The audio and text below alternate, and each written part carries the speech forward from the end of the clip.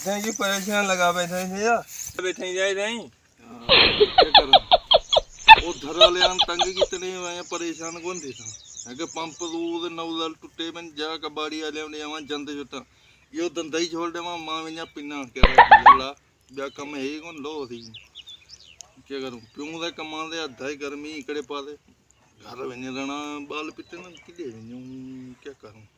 ਤੂੰ ਦੇਗਾ ਸਲਾਹ ਮਰ ਗਿਓ ਪਿੰਨੂ ਦੇ ਤਪੀ ਗੁਨਾਹ ਹੈ ਮਰੀ ਗਿਆ ਸੀ ਯਾਰ ਕਿਦਾਂ पे वट्टा मांगी तो हाथ करावा तो देवा वे वट्टा गन तू पेन भी में कर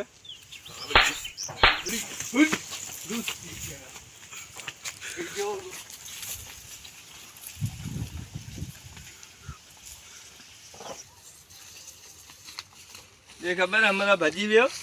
क्या कोने भजी हो मेरी वीडियो भर है हमारा भजी भी हो मेरी वीडियो भर